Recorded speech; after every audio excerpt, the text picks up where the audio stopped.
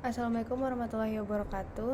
Selamat pagi, siang, sore, Bapak Ibu dosen dan juga teman-teman sekalian. Kami dari kelompok PLN Priuk akan menjelaskan implementasi parsial dari rancangan solusi kami untuk SMA N 13 Jakarta. Kelompok PLN Priuk beranggotakan dengan Dito Syaputra, Karisa Amira Yudiva atau dengan saya sendiri dan juga Simponi Selis. Pada video kali ini kami akan menjelaskan pemilihan teknologi kami, implementasi pada GCP-nya, dan juga skenario dan hasil uji konektivitas jaringan dan analisis kami dari hasil uji konektivitas tersebut.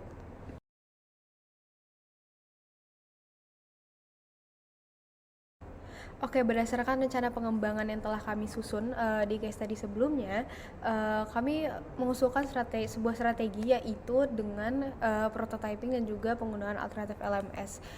Mengingat bahwa proyek sistem pembelajaran mereka atau LMS itu mengalami keterlambatan proyeknya, maka tim kami itu merekomendasikan untuk mengeksplorasi dan mengadopsi platform e-learning alternatif. Dan tujuannya adalah untuk memastikan kelancaran, juga efisiensi dan proses pembelajaran dengan memanfaatkan solusi yang lebih cepat dan efektif.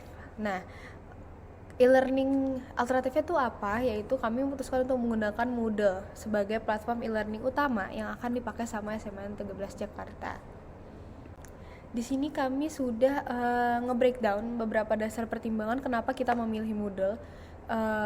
Ini kita naruh 6 values, ada adaptability, guidance, learning analytics, customizable, usability, dan juga sustainability. Mungkin untuk rinciannya bisa dibaca di slide. Lalu kami juga memutuskan untuk menggunakan MariaDB sebagai database utama yang dimiliki SMA Negeri 13 Jakarta. Oke, saya dan teman saya akan menjelaskan implementasi dari rancangan topologi kita yang kemarin kepada GCP. Mungkin untuk memperdalam ulang konteks topologinya, ini sudah kami sajikan topologi kami yang kemarin pada paket tracer. Mungkin jika mau dilihat lebih jelas bisa scan barcode atau ke tautan ristek.link/topologi PLN Priuk.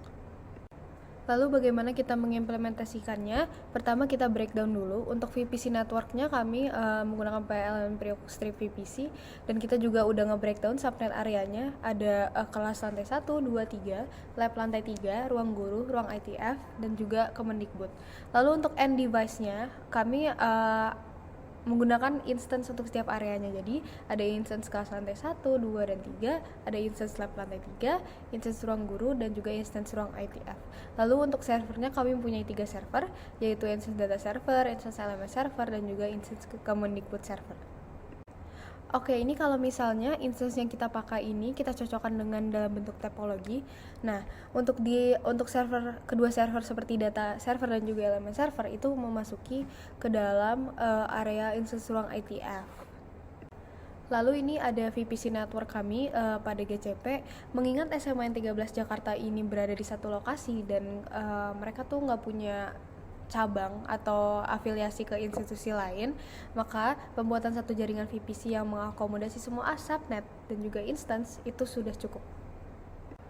Lalu berikut adalah detail untuk setiap subnet yang nanti kita akan buat. Untuk name-nya akan menjadi nama area mereka sendiri, dan juga untuk regionnya kita menggunakan US Central One, untuk purpose-nya non, dan juga IP stack type-nya itu IPv4 atau single stack.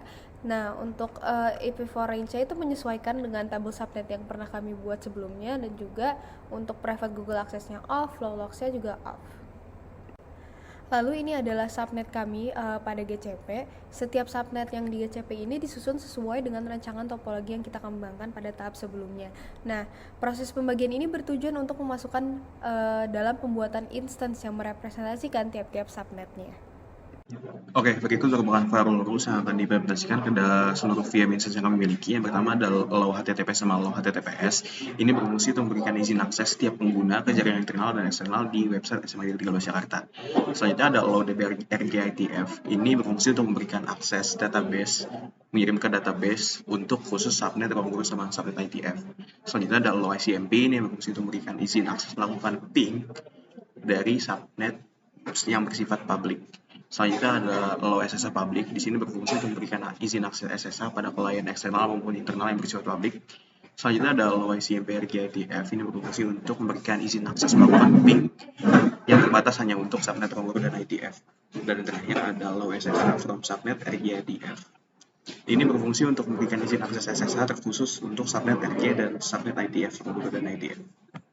Oke, berikut merupakan bukti pembuatan firewall rules di GCP kami. Oke, berdasarkan topologi yang kami buat, kami memutuskan untuk membuat 9 VM instance, mulai dari instance kelas lantai 1, lantai 2, dan lantai 3, kemudian ada instance lab lantai 3, ada instance ruang guru, instance ruang ITF, dan instance data server, serta instance LMS server, dan instance Kemendikbud server. Untuk detailnya bisa dilihat pada tabel di bawah ini. Berikut merupakan bukti pembuatan VM instance pada GCP kami. Berikut merupakan detail konfigurasi VM instance dari instance lab lantai 3, yang berisikan basic information sama machine configuration-nya. Dan berikut merupakan informasi tentang networking dan storage-nya dari instance lab lantai 3. Dan berikut merupakan detail konfigurasi dari instance Kemendikbud server. Ini merupakan informasi terkait networking dan storage-nya. Oke, selanjutnya merupakan detail konfigurasi dari instance LMS server.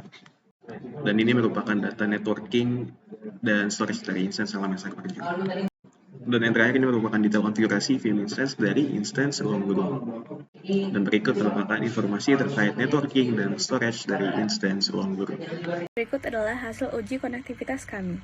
Berhasil mengakses modul menggunakan IP eksternal perusahaan. Dari instance ruang guru dapat mengirimkan data ke LMS server. Dari ruang ITF dapat mengirimkan data ke LMS server. Dari data server dapat mengirimkan data ke LMS server. Database yang kami gunakan adalah MariaDB. MariaDB ini satu paket dengan model, akan tetapi kami tidak dapat mengakses MariaDB. Berikut adalah analisis kami. Berikut adalah analisis hasil simulasi GCP. Uji konektivitas kami berjalan sesuai dengan packet tracer.